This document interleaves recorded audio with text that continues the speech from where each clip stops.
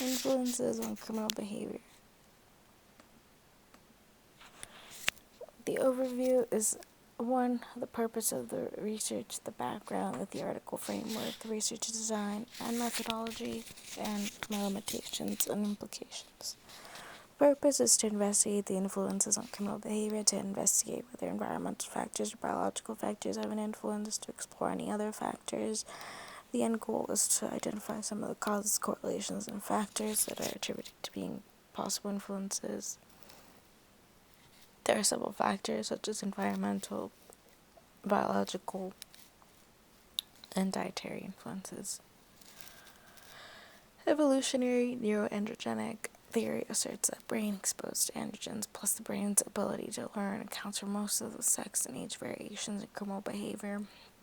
The two main elements are criminal behavior is promoted by exposing the brain to testosterone and other androgens, rapid post-pubertal declines in offending depend heavily on the learning ability. There are 7 different racial ethnic groups. Blacks have the highest, and East Asians have the lowest criminal involvement.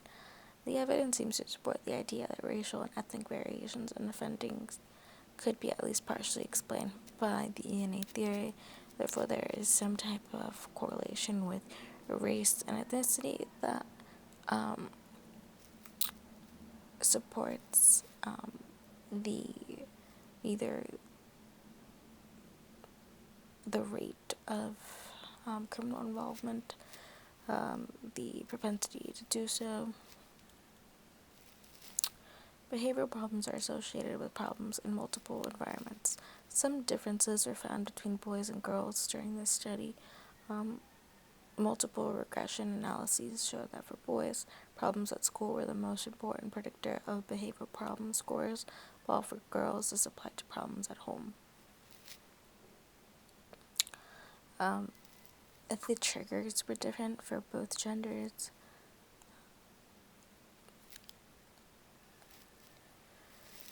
In many different countries, crime offenses reach their peak during teenage years. And this can be better explained by the impact that social influences have on this particular stage of life, especially by peers that seem to encourage unlawful behavior.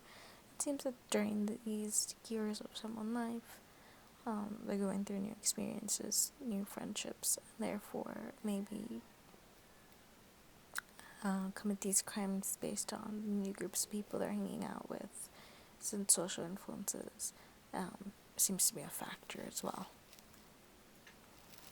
Understanding the extent to which genetic and environmental factors influence the covariance between psychopathic personality traits and criminal behavior can further our understanding of the individual differences in propensity to engage in antisocial behavior. Therefore, mental illnesses such as some kind of personality disorder, where the person isn't really themselves during that moment and that may lash out, can have some type of correlation on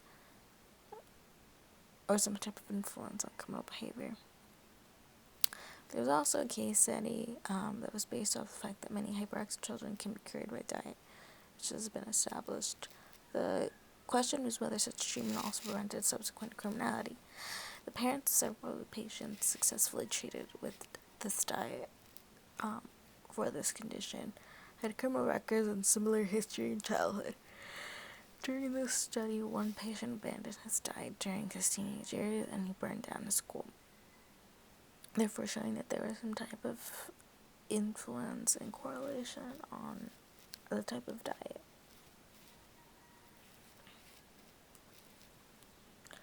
The consequences are that these influences can lead to crimes. Criminology has a long and storied tradition of tying environmental factors to the etiology of crime, delinquency, and deviant behaviors. My research question is, what are the influences on criminal behavior? It is important for this research to be conducted so that crime rate may be reduced. It's not like it won't exist anymore, but it's better to understand and perhaps treat it before it becomes more advanced and too late. My population will be people who show aggression, more specifically those who have been incarcerated. A stratified sample of 250 people between the ages of 15 and 35. This sample will allow me to see what led a current person that is incarcerated to do what they did. I will see if there's a correlation in the background by measuring the variables in a nominal manner. My survey, rather than being a yes or no, true or false, 1 to 10, strongly agree, strongly disagree, it will be open-ended questions so that I can receive the most accurate responses rather than close-ended. My questions are targeted to get a sense of that person's childhood and environment while growing up. My potential survey questions are the following. What crimes have you been charged for? What you believe led you to commit this crime? At what age did you commit it? Is this your first offense? If not, please elaborate on others. If this is your first, what type of household did you grow up in? Did you live with both your parents? Did your parents fight in front of you? Did you get good grades in school? Were you ever abused? If you have any siblings, please elaborate on if they've committed crimes. Do you believe your parents or family influence your actions? How does it feel for you when you committed this crime or commit crimes in general? The limitation is my greatest flaw, which is that everyone's different, which is then with all this information, would make it hard to kind of narrow it down to what's influencing each and every person, since everyone's different. There are some influences and factors that may be left out. Also, people can lie, especially with the survey. The information of who the person is confidential. Just the answers they're giving are used for research purposes. But I believe that this type of survey with the open-ended questions may result in better